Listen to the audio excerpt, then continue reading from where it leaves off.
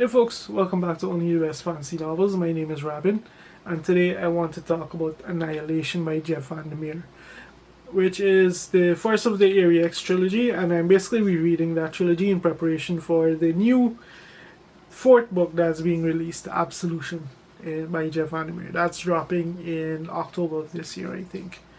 And yeah, so I don't think I really need to introduce this series. I feel like this is a series that really put VanderMeer into the mainstream SFF limelight. Before he was if you were into the new weird, you would have known VanderMeer from that.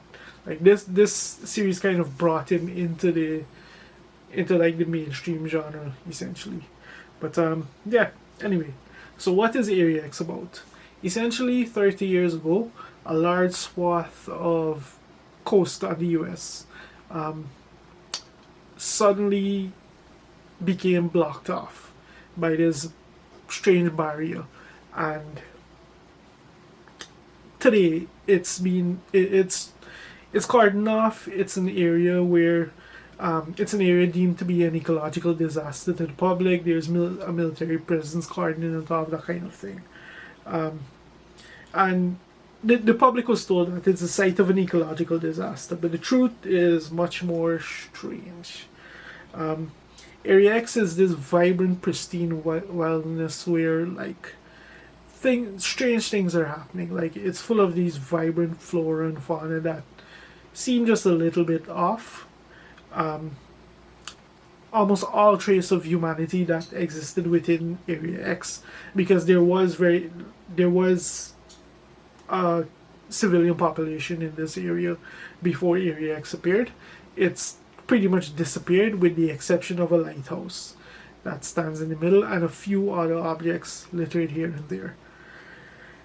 So it's profligate with strange flora and fauna, and there's a organization that's been set up to essentially study Area X, and they're about to sending the 12th expedition of scientists into Area X to send to investigate and find out more of Area X. And we follow the 12th expedition, and it's composed entirely of people you would expect, like an anthropologist, a biologist, a surveyor, but they also include a psychologist and a linguist. And given the nature of Area X, you would kind of wonder why would they include a psychologist and a linguist. And yeah, that's where things start to get really weird. And that's probably the two adjectives you would hear thrown about most when it comes to these books: weird and strange, because they do very much apply. But what about it is weird and what about it is strange? Probably not what you're thinking. So, like I said, the novel follows this expedition. Specifically, our POV is the biologist on the team, and she is on the expedition because her husband was on the 11th, and when he came back, he was strange. He was different. He wasn't. She could immediately tell something was off about him, and shortly after he passed on. So she's now joined the expedition to go into Area X to find out what she can. So the first thing that strikes us as really strange is just the nature under which this team operates. They don't use personal names. They just use their job roles as titles. They follow these archaic procedures. The equipment that they use is strange. It's extremely dated. No modern technology of any sort. And then the biologist seems to be reacting differently to things than the other team members are. And as it unfolds, as the story unfolds, you start to understand why the psychologist is there, and it's for a rather sinister purpose initially, from what we can see. Honestly, it doesn't really get much better than that. And that's kind of where the story just starts to unfold more and more, and things change. In the span of 2 days, everything is done. The entire team, things happen. it just gets stranger and stranger, weirder, as the battle just deviates more and more from essentially the responses that the rest of the team has. And now you have to start wondering, why is she different? Was she contaminated by Area X? Why is she getting the responses that we're seeing? Can she even be trusted? Because what she's describing and what she's reporting is quite different from what the team members are saying when they observe her at these kind of things. Like it's brilliant. It's brilliant. Like you don't know quite who to believe, who to trust, because yes, we have the biologist for her narration, and some of the things that she like what she says, it makes sense, but some of the things it strikes you as weird, like weird choices, and that kind of meshes with what some of the teammates what she sees as their reaction to her. So there's a bit of an unreliable narrator kind of at play there.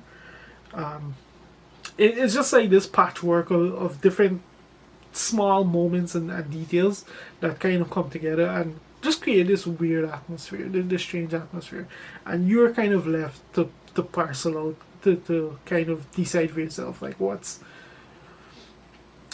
might be going on here, basically.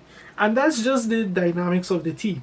That's not even delving into the strangeness of Area X itself, between like the flora and fauna that is very different, isn't quite what it appears. The weird songs, the inconsistencies they find, like there's a particular object that like I mentioned, this is the 12th expedition we're following, and they have like records from the previous expeditions, and different expeditions have come into Area X and reported seeing this object right where they see it. Others have come in and they don't see anything of the sort, and they see something else entirely, and it's always this particle object that's near the lighthouse. And it's something at this particular object they have a choice. Do they proceed to go further into Area X, or do they investigate it?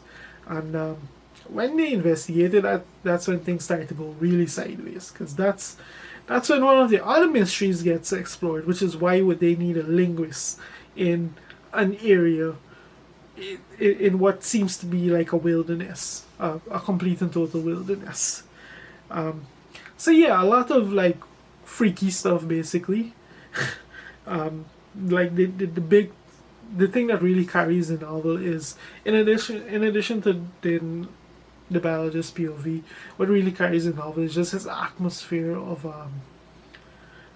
just freakiness that kind of pervades everything, especially as the team they delve more and more into the mystery of Area X, and they see more and more things that are just downright inexplicable. And the team starts to deviate from their mission, from the training, and yeah, like that vibe is what carries this novel basically. Like I mentioned at the start of this, like this is a reread for me.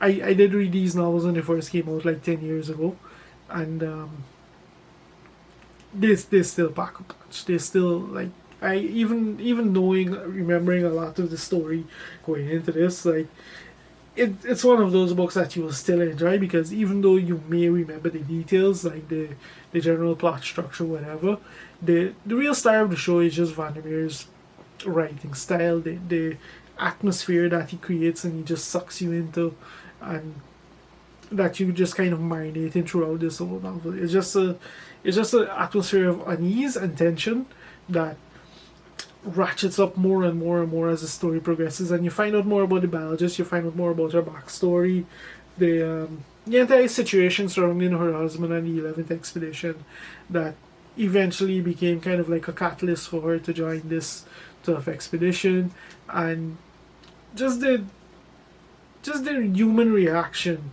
to how Area X is. Like there's just one of the main thing that kind of binds everything together and carries it is just this just strangeness of the reactions. And like I said, the going into this, you wouldn't necessarily expect that. That is where a lot of the strangeness, a lot of the weirdness is, but that's where it is. And yeah, it was absolutely brilliant, entertaining stuff. Like I enjoyed it just as much as I did on my first reread. And yeah, that's pretty much all I have to say about Annihilation by Jeff VanderMeer. If you've made it this far into the video, thank you very much for watching, and I'll see you next time.